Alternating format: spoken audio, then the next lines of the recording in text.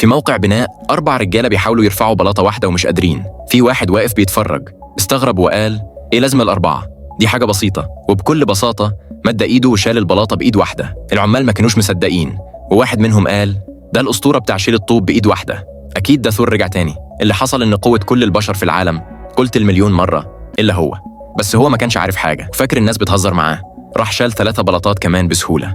الرئيس اتبهر، رقاه واداله علاوة في نفس اللحظة. وهو راجع البيت شاف مشهد مديرة شركة جميلة بتحاول ترفع قصيص زرع برفعة، خبط فيها بالغلط واعتذر وقال: أساعدك أطلعه فوق. ضحكت وقالت له: ده الكرين مش قادر عليه، أنت هتشيله بإيدك؟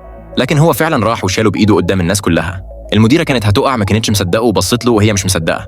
دخل الفيلا بتاعتها وشايل القصيص، ولما حطه على الترابيزة وقعت. ساعتها المديرة اقتنعت قوي وفكرت تعينه بودي جارد ليها. علشان تشكره خدته يتعشوا في فندق 8 نجوم.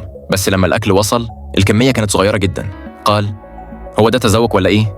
الجرسون قال له: ده الأكل كله. المديرة اعتذرت وطلبت له أكل زيادة، لكن حتى كده الراجل قال: الرز فيه 5 حبايات بس، هما بيضحكوا على الناس ولا إيه؟ المدير جه وقال له: حتى أبطال العالم بياكلوا بالكاد 150 حباية رز. وجاب له حلة كاملة وقال له: لو خلصتها كل اللي هنا ياكلوا ببلاش. الراجل وشه نور، كب كل الأكل في الحلة وبدأ ياكل بسرعة.